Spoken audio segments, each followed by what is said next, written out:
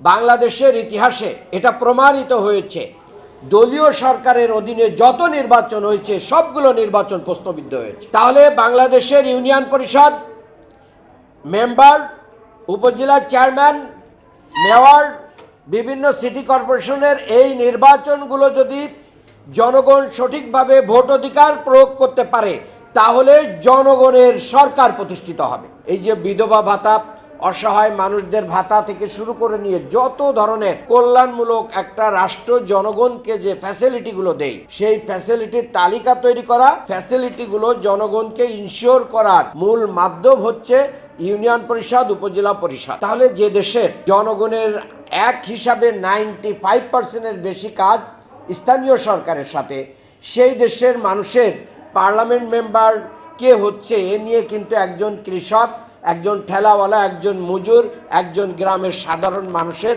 এত বেশি হেডেক নাই। এবং ক্ষেত্র বিশেষ আমি মিডিয়ার ভাইদেরকে বলবো, আপনারা একটু মানুষের কাছে যে জিজ্ঞেস করেন যে অমুক মন্ত্রণালয়ের মন্ত্রীকে, অমুক মন্ত্রণালয়ের সচিবকে, অমুক জায়গায় কে দায়িত্ব পালন করে, এমনকি একটা এলাকার সংসদ সদস্যকে এটাও জানা না। গত 3 টার্ম তো জানতেই পারে না এই মানুষ, জানার ইচ্ছাও ছিল না মানুষের। তাহলে গত যে 3টা টার্ম শেখ হাসিনার ফ্যাসিস্ট সরকার ক্ষমতায় ছিল, সেখানে একজন সংসদ সদস্য কি ভূমিকা পালন করেছে?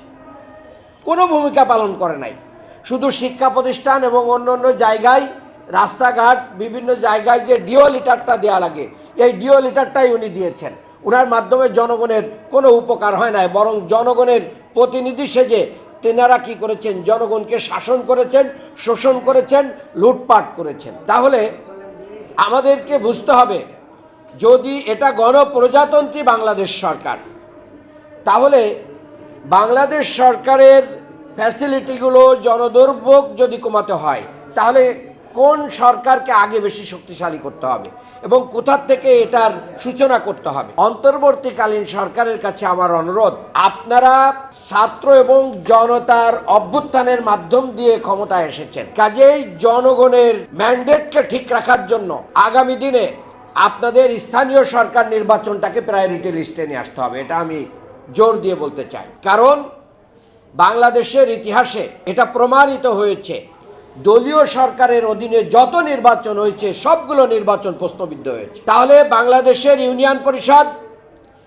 মেম্বার, উপজেলা চেয়ারম্যান, মেয়র, বিভিন্ন সিটি কর্পোরেশনের এই নির্বাচনগুলো যদি জনগণ সঠিকভাবে ভোট অধিকার প্রয়োগ করতে পারে তাহলে জনগণের সরকার প্রতিষ্ঠিত হবে।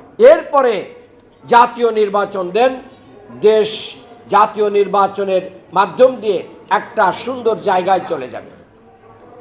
আপনারা জানেন যে বাংলাদেশে এখন ভোটার তালিকা হালনাগাদ হয় নাই ঠিক মতো। এই 16 বছরে ভুয়া ভোটারে ভরে গেছে এবং এই ভুয়া ভোটারের পাশাপাশি নির্বাচন কাকে নিয়ে করবেন? আমাকে একজন রিক্সাওয়ালা বলছেন যে স্যার, নির্বাচন যদি হয় তাহলে ভোট বাক্স কে পাহারা দিবে? প্রশ্ন।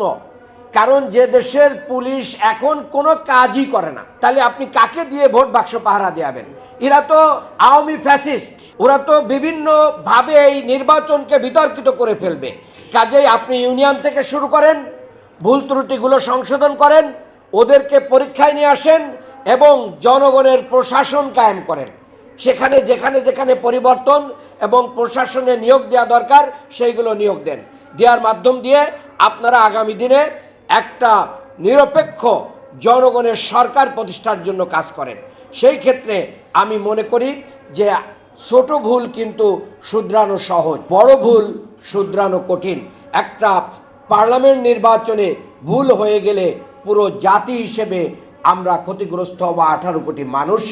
কিন্তু একটা ইউনিয়ন পরিষদ নির্বাচনে যদি আমাদের ত্রুটি বিচ্যুতি ধরা পড়ে, সেগুলো সংশোধন করে নিয়ে গেলে আমাদের জাতীয় জীবনে এত বড় কোনো ক্ষতি হবে না। জাতি হিসেবে আমরা এই ভুলটাকে সংশোধন করার সুযোগ পাব। এই জায়গায় আমি বলতে চাই, জনগণের আজকে একটা জন্ম নিবন্ধন সনদ দরকার, একটা তালাক রেজিস্ট্রি থেকে শুরু করে নিয়ে যতগুলো কাজ আছে জনগণের, সব উপবৃত্তি থেকে শুরু করে নিয়ে যা যা জনগণের দোরগোড়ায় চলে যায় এই সবগুলো কিন্তু স্থানীয় সরকারের সাথে।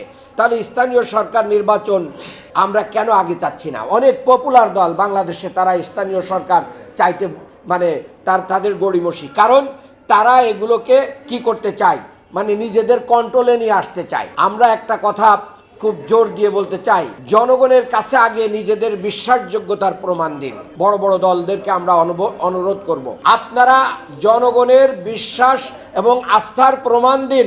96-এ এই দেশের জনগণ কিন্তু তত্ত্বাবধায়ক সরকার চেয়েছিল। তৎকালীন সময়ে যারা ক্ষমতায় ছিলেন তারা কিন্তু সহজে এটা দেন নাই। বহু আন্দোলন সংগ্রাম, হরতাল অবরোধ, রক্তের বিনিময়ে সেই তত্ত্বাবধায়ক সরকার প্রতিষ্ঠিত হয়েছিল। আবার যারা ক্ষমতায় এসেছিলেন এই ব্যবস্থার মাধ্যম দিয়ে, তারা এসে এটাকে কি করে দিলেন, এটা সংবিধান থেকে উইডো করে দিয়ে এই তত্ত্বাবধায়ক সরকারকে বিলুপ্ত করে তারা কি করলেন, তারা ফ্যাসিস্টে পরিণত হলেন।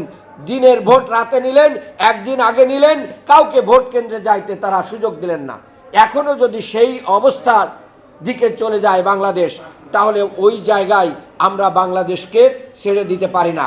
আমরা বলতে চাই, আসুন ইউনিয়ন পরিষদ থেকে শুরু করুন, এরপরে উপজেলায় আসুন, এরপরে সিটি কর্পোরেশন আসুন, এরপরে সংসদীয় নির্বাচন আসুন।